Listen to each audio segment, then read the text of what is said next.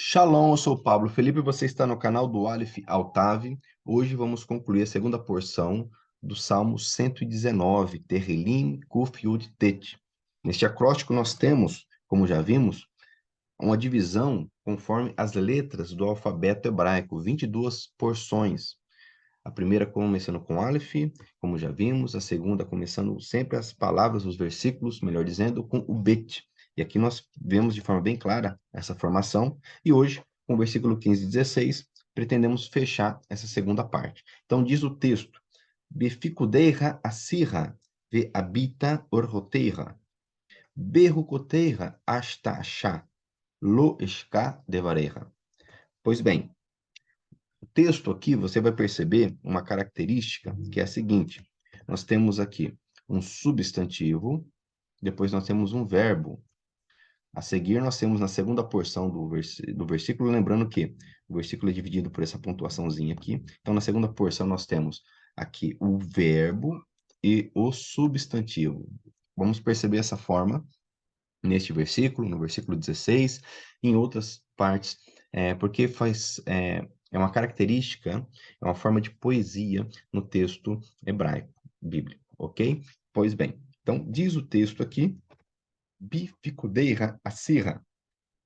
Bificudeira traz aqui a palavra picudim, que nós já conhecemos de outros vídeos, ok?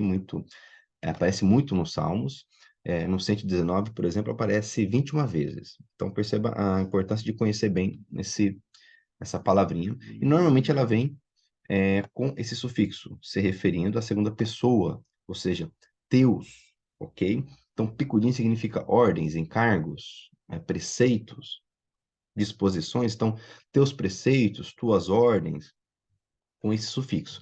E aqui, o início com o prefixo be, que significa em, no. Então, em teus preceitos, ou nos teus preceitos, nas tuas disposições, aí vem o verbo, acirra, ok? Um verbo, então, nós temos aqui a raiz, que é o sim, o yud e o het. Aqui está no kal, imperfeito, ok? A sirra significa, o verbo significa estar preocupado, ficar preocupado com algo, prestar atenção em algo. Então, a ideia do autor aqui é que nos estatutos ele atenta, ele presta atenção, ele se volta para aquilo. E mais interessante ainda, é a forma que nós temos, então, o imperfeito, e na função do coortativo. O que seria esse coortativo? E nós vamos encontrar isso tanto nessa primeira porção como na segunda porção. A característica do coortativo é esse kamitz re no final do verbo. Então, veja bem, o coortativo seria, grosso modo, uma espécie de imperativo para a primeira pessoa. Então, expressa um desejo, uma intenção, um autoencorajamento, uma determinação, no sentido de que eu quero fazer isso. Então, bificudeira assirra, ou seja, nos teus preceitos, eu desejo prestar atenção, eu desejo me preocupar, estar atento a eles. Então, perceba que é uma nuance que muitas vezes se perde conforme a tradução. O autor aqui não está dizendo simplesmente nos teus preceitos eu presto atenção, eu atento, mas nos teus preceitos eu desejo, eu quero atentar. Da mesma forma, na segunda parte do versículo, ele continua aqui com ve habita, ou melhor, ve habita.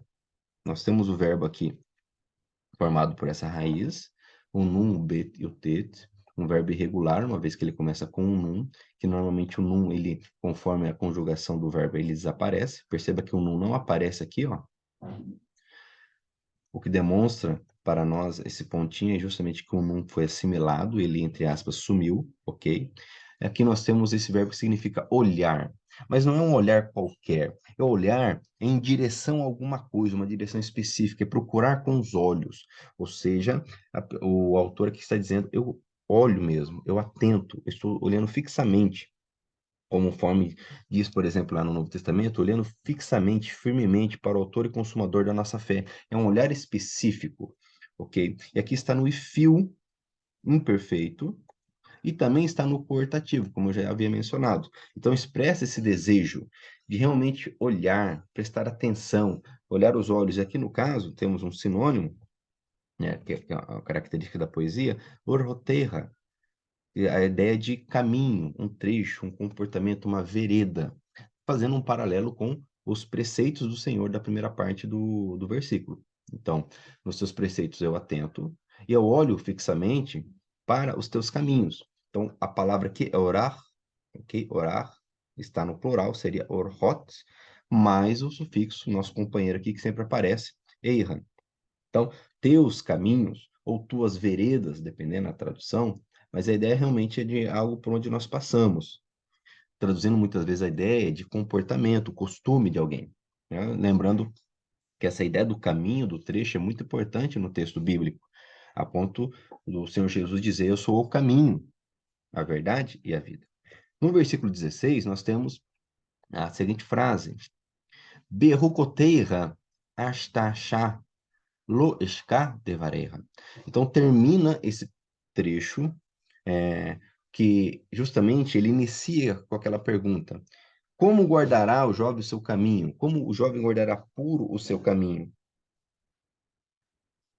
Justamente começa lá, se você vai se lembrar, Bame e, perdão, a palavrinha lá é justamente orro, orro. Então, essa palavra que nós encontramos aqui, orar, certo? O caminho, observando o caminho, a vereda do Senhor, é a palavra que aparece lá perguntando como guardará o jovem o seu caminho, guardará puro o seu caminho, observando conforme as tuas palavras. Então, o caminho do jovem tem que ser o caminho do Senhor. E ele termina aqui termina essa segunda porção expressando berrucoteira hasta achar, que significa, nos teus estatutos eu tenho prazer, eu me agrado. Vamos ver aqui, ó. Então nós temos novamente iniciando aqui o prefixo B, né, em rucoteira, em teus estatutos, em tuas leis, e nós temos a palavrinha rucá, ok, mais o plural seria rucot, e o sufixo teus estatutos, tuas leis, teus direitos. Berrucoteira, em teus estatutos. Fazendo um paralelo aqui com o versículo 12, lá no versículo 12, em vez de rucar, nós temos roque. Então, aparece lá justamente roqueira, aqui rucoteira, como sinônimos. Então, roque lá, rucar aqui com o mesmo significado de estatuto, obrigação, lei. Berrucoteira, nós temos um verbo aqui interessante, estachar, que é a conjugação dessa raiz, shin, ein, ein, que é um verbo também irregular.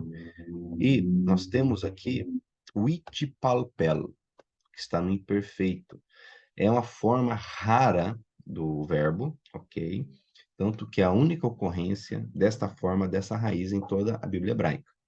Aqui significa ver-se satisfeito, traz a ideia de uma ação recíproca, ok? A pessoa realiza algo em relação a ela mesma. Então, ver-se satisfeito, ver-se agradado, ver-se deliciado. Então, é motivo de alegria, de delícia, de prazer para este jovem observar os estatutos do Senhor. Olha que coisa tremenda.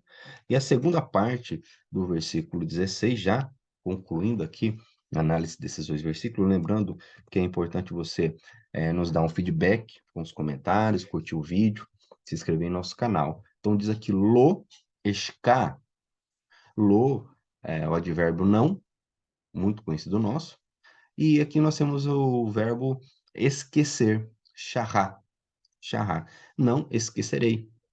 Está no calmo imperfeito, ok? Lembrando um detalhe, ó, quando tem o lo mais imperfeito, no hebraico, no texto hebraico clássico, traz a ideia da proibição mais forte que existe nesse idioma. É uma proibição categórica, uma proibição absoluta. Não existe uma ordem negativa, um imperativo negativo. Se usa essa forma aqui, lo mais o imperfeito. Não esquecerei, pode ser facilmente traduzido tranquilamente como jamais esquecerei. De forma alguma esquecerei. Esse é o desejo do autor aqui. Jamais esquecerei, de forma alguma esquecerei, ok? Tanto é que os 10 mandamentos vêm dessa forma. Vem o lo, mais a forma imperfeita do verbo, ok? Não esquecerei o quê? Jamais. Devareja. Ou seja, davar, palavra já conhecida nossa, muito comum, extremamente comum no texto bíblico. E novamente o sufixo, erra. A tua palavra. Aqui nós temos não o plural, mas o singular. Devareja. Por isso que não é devareja, mas devareja. Ok? Se fosse devareja, seria o plural. Então, jamais esquecerei a tua palavra. Olha que interessante. Então, nós temos aqui, esse trecho, algumas observações. Bame Isake nar et orho. Veja bem, orho aqui, como eu mencionei. Caminho do jovem, aquela pergunta, como guardará o jovem o seu caminho, certo?